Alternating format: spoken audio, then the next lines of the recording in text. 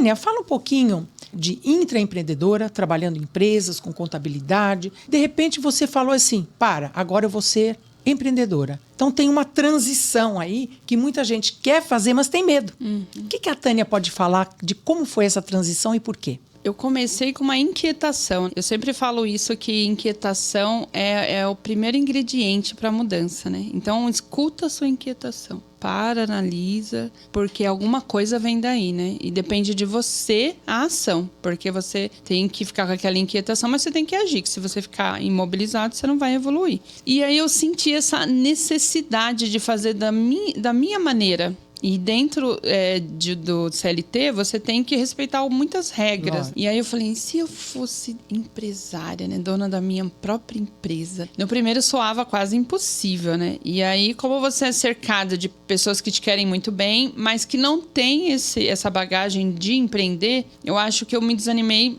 muitas vezes, em muitas tentativas. Porque se você quer empreender, você tem que falar com quem empreende.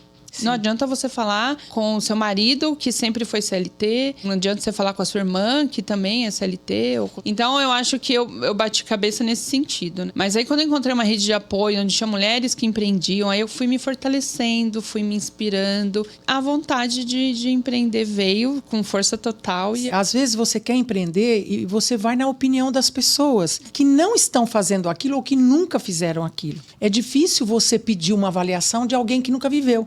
Né? Então o risco é grande da pessoa falar não. Exatamente. Ou então até de contar uma história, eu conheci alguém que não deu certo. Mas eu acredito que mesmo nessa tua força de vontade, você deve ter se inspirado em algumas pessoas. Isso aconteceu? Aconteceu. Você inspirou em quem, por exemplo? Eu, mais uma vez, na minha mãe, né? Ela é uma grande inspiração na minha vida. Mas a Ana Fontes também, da rede, me deu muito apoio no início. Porque dentro da rede somos mulheres empreendedoras. E o Sebrae também me impulsionou muito, me fez crescer bastante. Aí eu busquei inspiração em outras mulheres que também empreenderam. Eu gosto muito da história da Michelle Obama.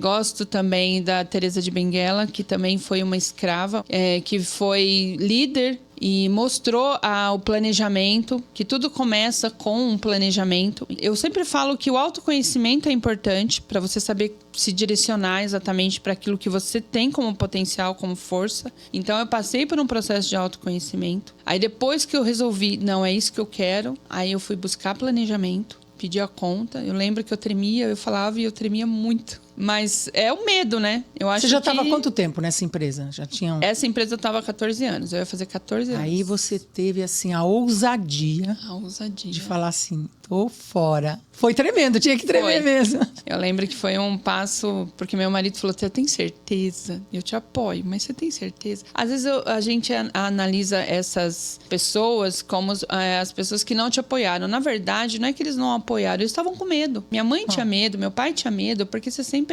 pagou suas contas direitinho, sendo empregada, né, CLT, e agora você vai arriscar. Eu acho que eles sentiam medo. É o medo do novo, né? É o medo do novo, medo de arriscar. E eu me sentia assim, pulando do abismo. Aí eu acho que eu levantei voo. Né? Primeiro eu desci alguns meses, bom. Eu fiquei. Nem de Aí depois ferro. eu consegui levantar voo, mas foi com a ajuda de toda a minha família, de todos os meus amigos, né? Dos meus primeiros clientes que me apoiaram. Mas até hoje o empreendedorismo às vezes me assusta. Você citou a tua mãe, de repente você citou a Michelle Obama, de repente você citou a Ana Fontes, né? São mulheres que estão em locais diferentes, em condições diferentes, né? O que essas mulheres, para você, tinham ou têm em comum que te fez inspirar nelas? Todas elas foram ousadas. Todas elas foram persistentes. Eu acho que o empreendedorismo é persistência e ousadia. É você se encorajar todo dia, mudar a chavinha do pensamento. Então, quando você acorda, o primeiro pensamento, queria dormir. Não vou dormir de novo. Eu vou levantar, vou fazer as minhas tarefas, eu vou evoluir, eu vou crescer, eu vou enfrentar meus desafios. É mudar a chavinha. Eu acho que você é o que você pensa. Todos os dias você tem que mudar o seu pensamento. Acordar de manhã, correr no condomínio, isso te inspira? Então faça isso. E ler uma página de um livro da Michelle Obama, sei lá, da Djamila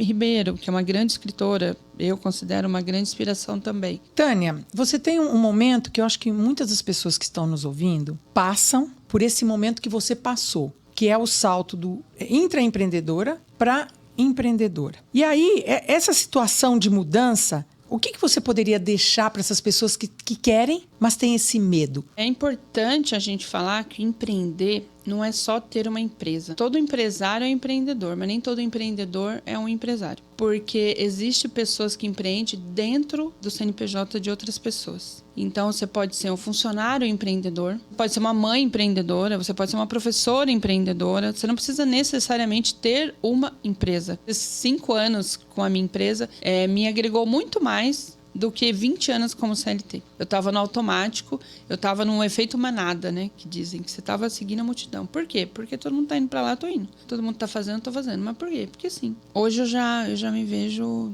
indo na direção daquilo que eu acredito. Eu me sinto vivendo a minha vida, o meu propósito. Eu acho que tudo na vida é uma linha com muitas curvas e eu sempre aprendi assim, ó. Quando você tiver uma dificuldade, tenha certeza que a próxima curva é o teu sucesso. Muitas pessoas não vão até a próxima curva porque não acreditam em si, não acreditam no seu negócio, o medo trava, persevera e vai. Teu sucesso pode estar a um passo de você e você desistiu antes. No seu olhar, como é que você difere fracasso e sucesso? Um tem um peso maior que o outro. Como é que você vê isso? Que só erra quem faz. Então, eu acho que para você crescer, para você aprender, você tem que experimentar, você tem que fazer, você tem que falar, então, entendi, deixa eu fazer. Fiz errado? Não é uma derrota, é um aprendizado. Eu acho que todo grande empreendedor, todo grande mentor, personalidade, ele teve seus fracassos e os fracassos construíram o que ele é hoje. Então, a minha história de vida me trouxe aonde eu estou, com meus fracassos, minhas vitórias.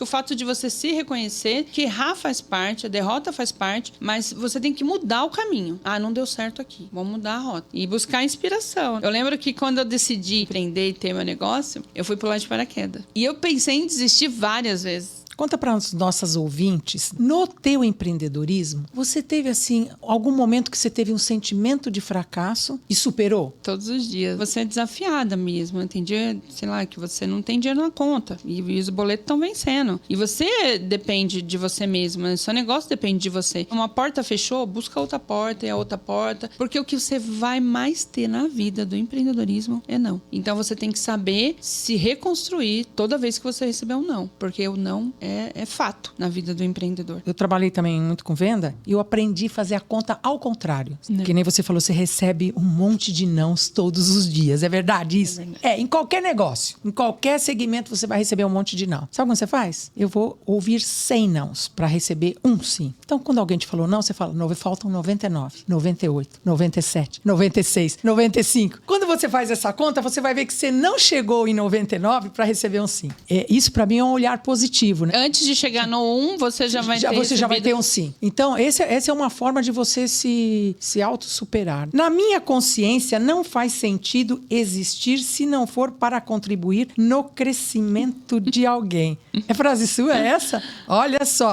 Atenção, olha. Na minha consciência, não faz sentido existir, hein? Existir se não for para contribuir no crescimento de alguém. Isso é muito forte. E aí, fala um pouco sobre isso. O que a Tânia quer dizer com isso daqui? Eu acho que desde que eu me descobri nesse cenário do empreendedorismo e eu consegui levar as lições que eu aprendi para outras mulheres e ver essas mulheres vencendo com uma dica ou vencendo com algum exemplo que você dá, isso torna a minha existência muito mais valorosa, assim, né? Até como mãe mesmo, porque o maior empreendedorismo é ser mãe. E eu nem digo só mãe de um ser humano, uma mãe de um projeto, porque tudo nasce dentro da sua cabeça primeiro, para poder tomar força e consistência. Autoconhecimento é um pilar importante para o empreendedorismo? Sim, eu acho que é fundamental. Não só para o empreendedorismo, mas para a vida da pessoa. Você direciona o seu potencial quando você descobre para que você veio, o seu propósito de vida. Né? E o autoconhecimento, às vezes as pessoas perguntam para mim, como que eu faço isso? Eu falei, você é o que você pensa. Às vezes você está fazendo uma atividade e está pensando negativo, você está alimentando o negativo. Ai, não deu tempo, estou fazendo errado. Então, eu acho que se policiar no seu pensamento. O autoconhecimento